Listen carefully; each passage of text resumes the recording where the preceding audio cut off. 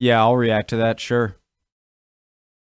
Hey guys, what's up? McJibbin here, back in another reaction video. Alright, we're doing a History Matters video. I saw this in the recommendations in the YouTube. Hit all the buttons, do all the things, join the Discord. Link will be at the top description below, right under the link to this video. Hold on.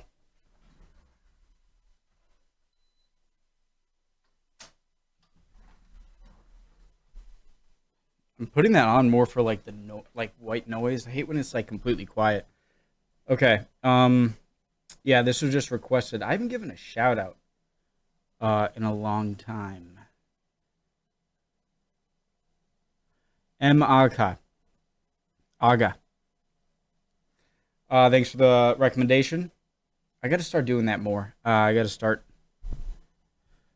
Let's do it. I have to be over here more. Okay. Go. France and England, later Britain, have not had the best relationship. In the 500 years before the end of Napoleon, the two have been at war for 164 of them, and the rest of them they spent not exactly being keen on one another. Yet, throughout the last 700 years there have been numerous attempts to unify the two entities, but how close did they come to fruition? Did Britain and France almost become one country?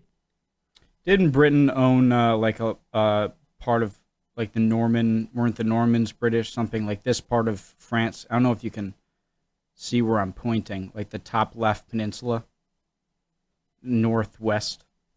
Now, the first time that there was any real chance of unification was at the height of the 100 Years' War, when England, with the help of Burgundy, had won numerous victories. Their success peaked in 1422, when the child King Henry VI was crowned King Henry II of France. Now, Henry didn't control all of France, and with the help of a certain Jonas won numerous victories. Their success peaked in become one country. Now, the first time that there was any real chance of unification was at the height of the 100 Years' War, when England, with the help of Burgundy, had won numerous victories. Their success peaked in 1422, when the child King Henry VI was crowned King. So I say I'm so done with like apologizing for you. If you've watched my channel long enough, you get I'm not the greatest, I don't have the longest attention span, and so sometimes I back up.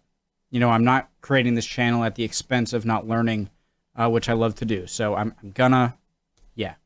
King Henry III. Their success peaked in 1422, when the child King Henry VI was crowned King Henry II of France. Now, Henry didn't control all of France, and with the help of a certain Joan of Arc, France won the 100 Years' War and the English were pushed out. King George III was the last British monarch to formally claim the French throne, since he renounced his claim in 1801 when Great Britain was merged with Ireland. So it was in 1940 that the most famous attempt to unify the two came about. This happened after the Allied front line collapsed and France was on the brink of being conquered by Germany. Naturally, everyone was panicking, and so the British made a proposal. Both nations and their empire should unify into a single entity, the Franco-British Union. A new constitution was going to be drafted, which would unite single entities. They had Africa. So Belgium had here. Who had Angola? Or is it Namibia? No, I think this is Angola. This is Namibia. Ethiopia, Libya, Morocco, Sierra Leone or Liberia, Mozambique. So Ethiopia, Eritrea, Djibouti, and Somalia. Equatorial Guinea.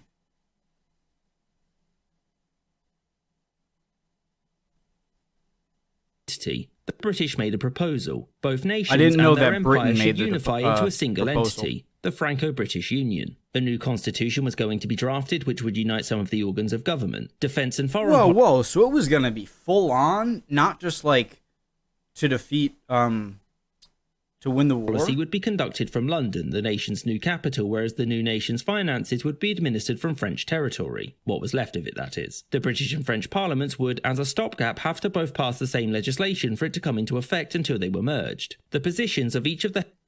Imagine if, like in World War II... Alright, who do you think would win? In World War II... In World War I, I think it'd be a pretty clear answer. But World War II, a team of Great Britain, France, and Germany versus Italy, or Italy can be like Switzerland, neutral, versus Russia, the US, and Japan.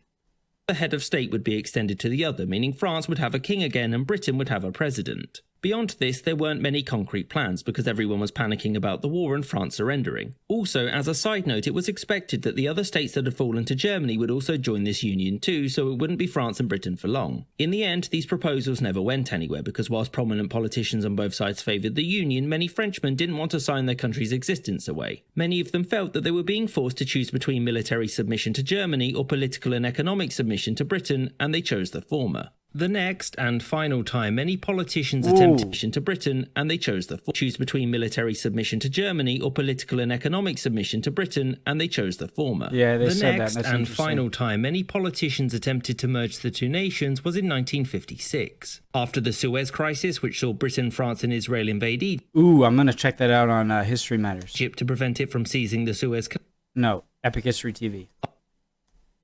Crisis, which saw Britain, France and Israel invade Egypt to prevent it from seizing the Suez Canal, was an absolute failure. The two powers became desperate. It was an international embarrassment, and it looked clear to both that they were now firmly junior partners to the USA. If they were to protect their They were fighting to keep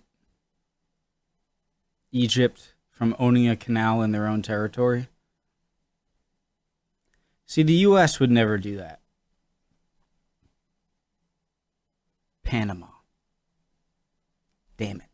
Never mind. crumbling empires, something would need to be done. As such, Guy Mollet, the French Prime Minister, proposed the Franco-British Union to the British Prime Minister Harold Macmillan. The plan was that both would unite into a single nation, with Queen Elizabeth II taking the title Queen of France. This government would be devolved, and both would maintain separate budgets, but their armed forces and empires would be merged. And it was hoped that the two combined would act as a third pillar in the Cold War. This time, discussions didn't go very far. Macmillan said no. And the reason was that there was literally a 0% chance that the British or French publics would have gone along with this. Macmillan was personally against the union. I still don't think that you'd be a third pillar. I still think that a united Great Britain and France in the 1950s would not be nearly as strong as either the US or the USSR. If you think I'm wrong, let me know. And preferred for a new European Economic Union to counterbalance the USSR and the USA, which did happen and to which Britain wasn't invited. After this, both nations would remain separate and the Franco-British Union would go down as a curious idea brought up when both nations faced a crisis. I hope you enjoyed this episode and thank you for watching. Thank you for making. Awesome video. Come out with another video very soon. Thanks for the recommendation. Agha M. Excuse me. See you next time. Hope you guys are doing good.